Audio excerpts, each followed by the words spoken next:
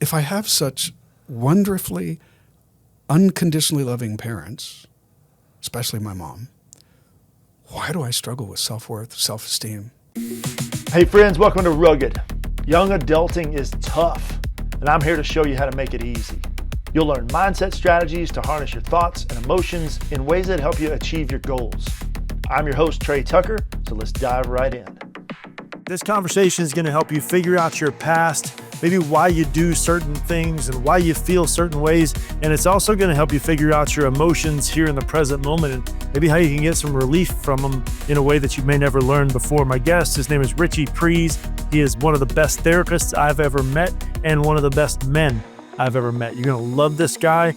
Here we go. All right, so Ritchie, you're one of the best therapists I know and one of the best men that I know. And I want to know your story. So tell me, what was life like growing up for you? I know you've mentioned your mom in the past, so love to hear about that. Sure. Well, I grew up with a mother that I thought was nearly perfect because my conscious sense of her was that she was unbelievably loving. I mean, if she told me she loved me once, it was probably 1,000 times a day. And I also grew up believing on a conscious level that my mother gave me a lot of freedom.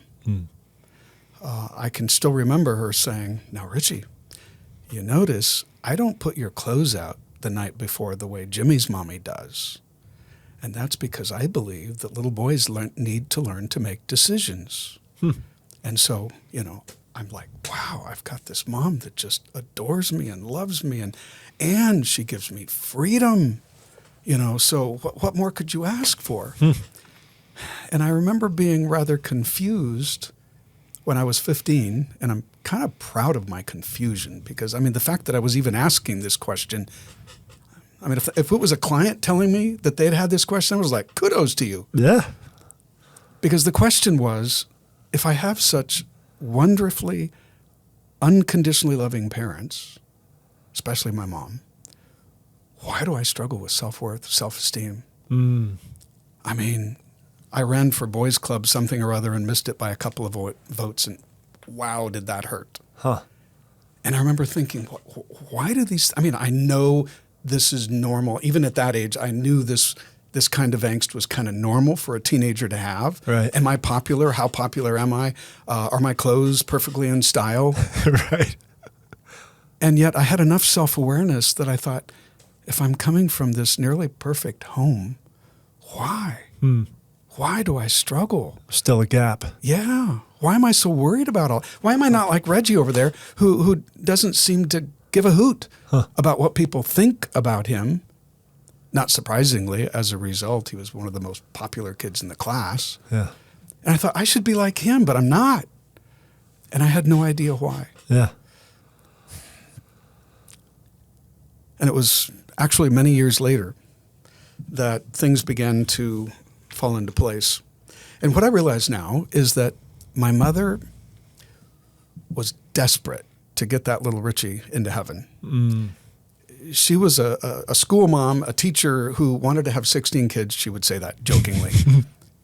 But because of some biological conditions, the doctor said to my parents that if conception happened, it would be a chance in 1,000. And so when that 1 in 1,000 actually happened, it was like, we got to take care of this kid. Yeah. Oh, wow. So I was the cared for child. And my mother's world revolved around me. And I now recognize in my adult life today that there's a term for that. It's called emotional incest. Way too much of my mother's emotional life was built around me. And it's not healthy. It always messes up the kid. But I also recognize that everything my mother did was for a good motive. She so desperately wanted to get little Ritchie into heaven. That was so important to her. But because of her faith and the particular kind of faith that she was raised with, her belief was that in order for me to get into heaven, or let me word that differently. In order for her to have any confidence of me making it to heaven, she needed to see me being this really good little boy. Yep. So I now recognize that while there was a veneer of freedom given to me, there was no real freedom. There was freedom when it came to the red shirt versus the blue shirt, but there was no freedom on an emotional level when it came to, am I going to believe in God? Am I going to go to church? Church, family worship, those were not optional.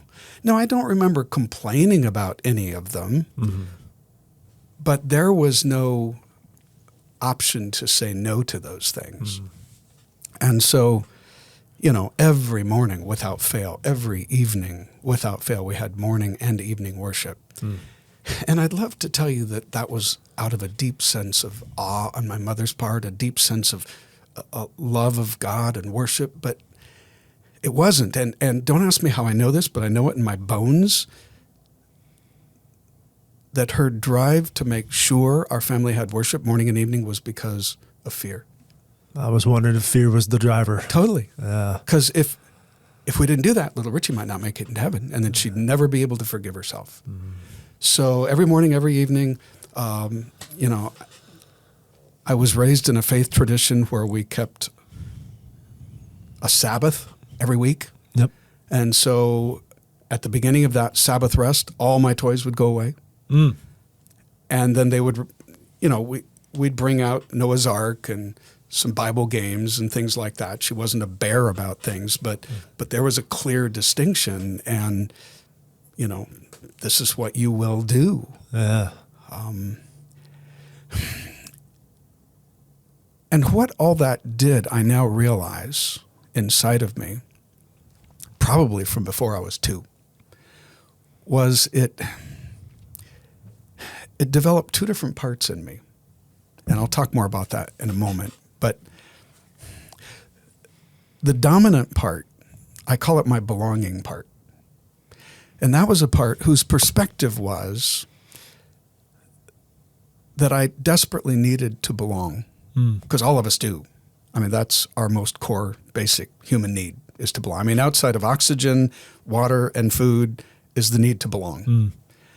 And that, what I call my belonging part, its perspective in my psyche was that conformity to my mother's principles, beliefs, religious practices was the ticket to belonging.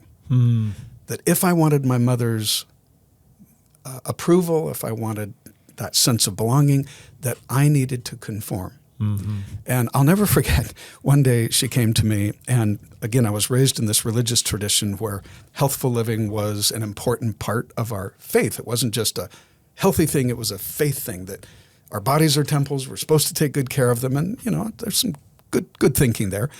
But I'll never forget, she came to me one day with an orange in her hand. And she looked at me and she said, "So Rich, which would you choose if you had a choice? This orange or a bottle of Orange Crush soda pop?" Oh my gosh. So here's what's fascinating about what was going on inside my mind, because I remember that day, and I very dutifully said to my mother, "Oh, Mommy, I want the orange. I know the orange." I knew what the right answer was. Yep. But what's really crazy about it, looking back on that memory, at the time I thought I was telling the truth. Looking back, I was not telling the truth. I was self-deceived. I loved soda pop. That sticky, tart sweetness. Heck yeah. It was my favorite, especially Orange Crush Yes, soda sir. pop. It was the best ever. And so that in that moment, the part of me that wanted so desperately to belong took control. Yep. And it was that part speaking. Oh, yeah, Mommy, I want the orange. Yeah, that's what I want. But then behind her back, if I could get my hands on soda pop, man, I'd guzzle that stuff. Right. And so what I realize now is, from a very early age, probably, like I say, before I was 2 years of age, there was this, what I've often called a double life. I now realize that it was just 2 different parts inside of me. Like I say, I used to view it as a double life, because there was that part of me that wanted to do the right thing, and then there was that part of me that would go behind my mom's back and do all sorts of other things. Yeah. And I used to view, like I say, that as a double life with sometimes I'm doing the right things and sometimes I'm not. And most of the time I was doing the right things. I mean, I was typically a good kid. I was not the kid out behind the barn smoking and chewing and drinking and, I was not that kid. I was a religious leader all through my teens. I wasn't a rebellious, at least not up front. Right. Not externally. Yes, not externally. But behind their backs, it was a different story. Mm-hmm. And so in a very real sense, it was a double life. But what I've come to realize is it was really a battle between two different parts within me. There was that part I mentioned earlier, I call it my belonging part, that wanted so desperately to belong, to connect. Mm-hmm. And that part believed I needed to conform in order to belong. I'd love to go back in time and find out if that was true. Like if I had actually been honest with my mother and said, no, I actually like soda pop, what she would have done. Yeah. Any guesses? My honest guess is that she still would have loved me. It would have been a testing. Mm-hmm. It would have been fascinating to see how she might have handled that.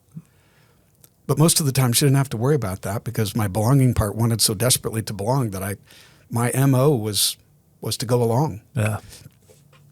Example of that was when I was 16 and I wanted to buy a car, like a lot of kids that age. And my dad was into cars. So he and I went out, looked at 2 or 3 cars that we found from the newspaper listings, the classified ads. Obviously didn't buy anything yet, came home, and my mother sat us both down on the couch. I can still see the scene in my mind's eye, and gave us a lecture on why buying a car is a bad idea. Gas and oil are expensive, and what are you going to do when it breaks down? And, it's kind of a pain in the butt. Just drive our cars, that'll be easier for you. And I hate to admit this, but my response was, okay. Yep. Let's just, that's all right. And I just conformed. I conformed. And that was the predominant MO of my life. That belonging part most of the time was in charge. Mm-hmm. And so as an adult, I was shocked by the times when I was not conforming. Especially since my MO was to conform so regularly. I remember not too many months into dating the woman that I've now been married to for 47 years. Nice. And my mother, I can still see the scene. I don't know why. We were in my parents' master bedroom, and I can see my mother sitting. My dad was kind of there in the background, kind of like he always was. And I remember her sitting me down and saying, Rich, your dad and I, we don't think that Sheila is the one for you. Wow. And I'm like, what's that about? Well, she's not like Pauletta, who was a girl I'd dated maybe once, but who took it upon herself to come sew with my mother from time to time. I suspect what her motives were, but I don't know for sure. Right. My point is, my mother said, Pauletta, she wants to have a relationship with us. She's open to that. It's not all just about you, and Sheila doesn't seem to care about us. And so we don't think she's the one for you. Ooh, her belonging part might have been active in that moment. I think you're right on. I hadn't thought of that, but I think that's spot on. What was so out of character of me, because my normal belonging part would have kicked in and like, okay, Mom, but instead, out of seemingly nowhere, I looked at my mother and I said, you got to back off. Ooh. Because if you don't, Sheila and I are just going to elope, and you won't even get to be part of the ceremony. I mean, I look back at that memory, and I was just amazed. It's like, where did that come from? Right. And to explain that, I need to tell another little aspect of my life and work, because about 4 years ago, through one of my colleagues, I stumbled onto a form of therapy. I'm a psychotherapist, and I stumbled onto a form of treatment called IFS that recognizes that we have these parts, like I mentioned earlier, like I have a belonging part. Yep. And the mantra of all the big boys and big girls of IFS is that before you go out, trot off to do all this IFS parts work with your clients, you need to do it with yourself. And I'm like, sign me up, let's do it. Right. But every time I would turn inside, all I would run into is a brick wall. Mm. And I would just get nowhere. I met with what I perceive to be one of the best IFS, well-trained therapists here in the Chattanooga area for more than a year. Wow. And we met for an hour every 2 weeks, and I never had a breakthrough. My goodness. I think we may have come close a couple of times. I think she's truly an excellent therapist. But I just had this. I call it my Fort Knox part. And that Fort Knox part was like putting up such a steel-reinforced concrete wall. Yeah. That no matter how hard I banged on that door, I just got nowhere. Yeah, nothing getting through. Once in a while, there were a couple of times where I actually communicated with one of my parts, but then it would quickly shut down again, and then I'd get nowhere. And it wasn't until actually about 3 months ago that my wife and I planned a trip to Texas to visit two of our dearest friends. It's a couple where both of them are therapists.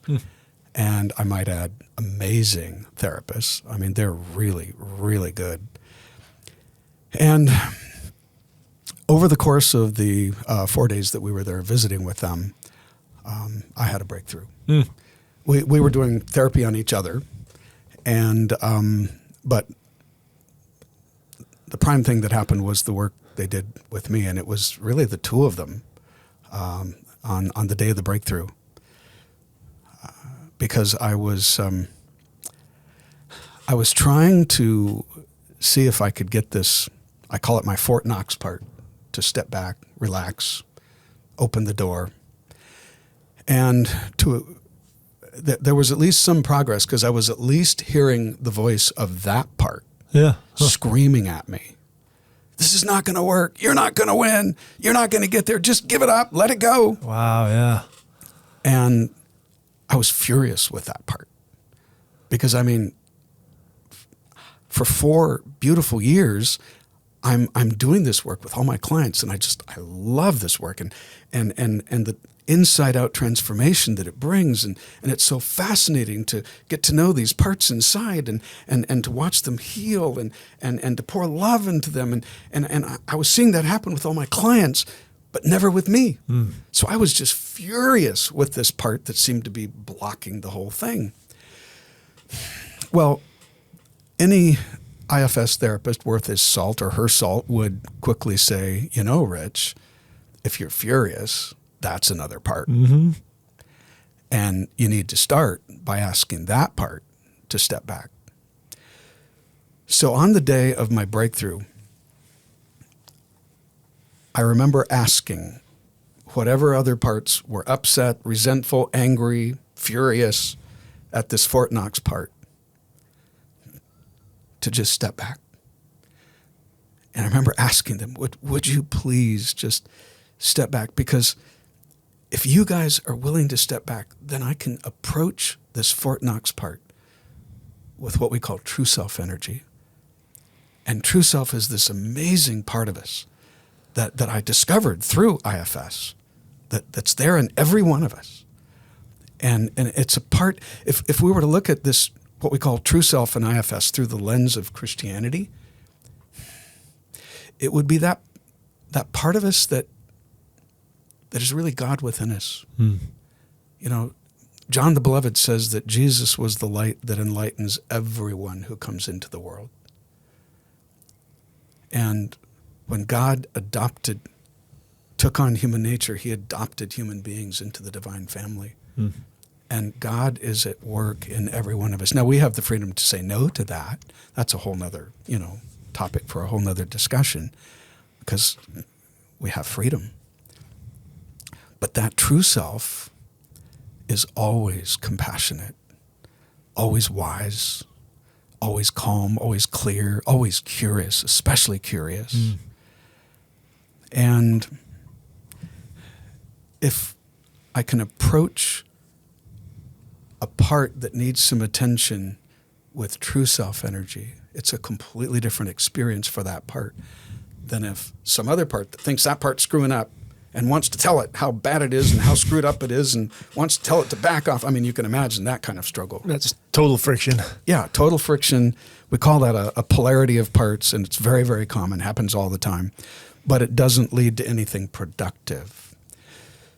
So I remember asking whatever parts, and of course, I don't have a clear sense of the presence of those other parts. I just knew in my head they had to be there because I'm feeling them, because I'm feeling all this fury. Yeah, you're experiencing it. Definitely experiencing it. And so I'm asking them, could you please step back? And I know they did because of what happened next. What happened next was insight, knowledge started getting dropped into my head. I had no idea where from, but I had no doubt that this information that was getting dropped into my head was absolutely true. I mean, there was no question in my mind. It's like once the thought entered my head, it was like, oh, wow, you know. I now know, this came to me several weeks later, that it was one of my guides that was informing me. And if you'd like to understand what IFS world calls a guide, if you want to translate that into Christian world, we would use the term angel. Right. An angel sent from God to help me because, let's face it, I needed some help. And what that angel guide did was two things. First of all, it revealed to me the positive things this frustrating part had done for me. Things I had no knowledge of prior to that. Brings tears to my eyes when I think about it.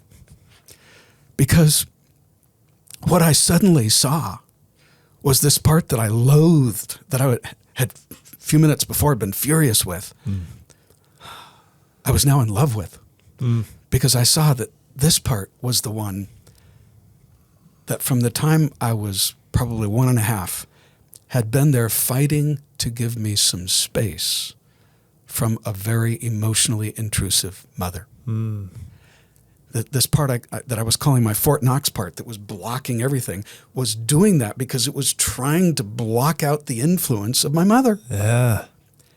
And it just didn't know that my mother had come and gone, Right. It was as if my mother was still there in my head and this part was still putting up the wall. Right, because these parts don't know time and certain events, right? They don't know time, and they don't necessarily understand, the difference between an intrusive mother and even myself, my true self, coming to try to get in. It's like, no, we can't let anything in or anyone in. Yeah. We've got to block everybody. And what my guide helped me understand was that part was just desperately trying to give me some space. And then the guide opened my mind to the fact that at key points in my life, this part had helped give me space in a way that I really admired. For example, remember my MO was to conform in order to belong. And I was the very cared for child, so I was used to being cared for. So it's not surprising that I chose a profession, yes, for some reasons I was conscious of. I chose ministry. I love theology. I love people. So there were some reasons on the conscious level, but subconsciously, my perception was in the system, the way pastors are hired and whatnot in the church that I was part of. It's a conference of churches that hires you, and then they put you here or there. And they provide the moving van, and they provide medical insurance, and they give you a salary, and they give you a place and status. And so my perception was that if I got hired on as a pastor, all my needs would be taken care of, kind of like home. It felt like home, Yeah. where my mother took care of everything. Right. And I mean, do you see that kind of basic core dependency? Yes.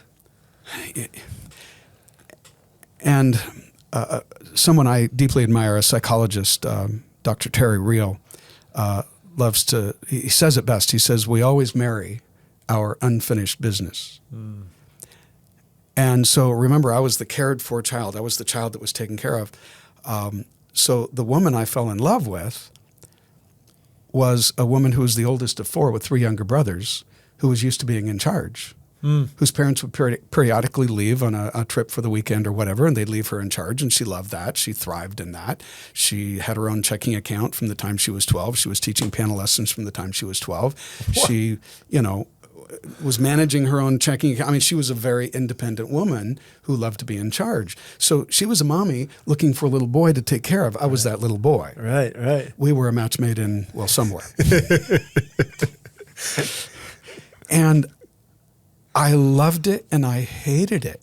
I loved the fact that I didn't have to worry about anything. It felt like home. I could just float through life and, parents, conference, my wife would take care of me.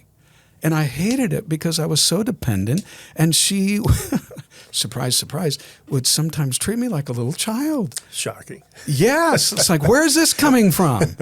I remember her saying to me, I'm not going to let you spend one more dime on that stupid computer of yours. And I'm like, what do you mean you're not going to let me? I mean, aren't we in a relationship of equals? I mean, I'm not demanding that as man I be in charge, but I'm at least an equal, I think. Yeah, a little say. I remember being very confused by that.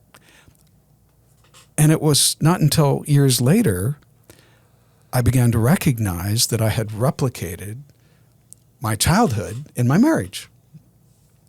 And I remember when I went back to graduate school back in 2010 to become a psychotherapist, I was in class it was one of my first classes, and it was with my favorite professor. And this story is one of the main reasons why he's my favorite professor. Because in class, I shared that essential dysfunction with the class in my marriage. And the professor, he looked at me and he said, Rich, why do you call that dysfunctional? I said, because it was. He said, I wouldn't call it dysfunctional. And wow, he had my attention. I said, what would you call it? He said, I would call it God giving you what you needed at the time. Huh. Whew. That was so freeing and so beautiful because he was so right. I needed the woman Sheila was at that time. Now, one of the most dangerous things to a marriage is when either partner grows up a bit.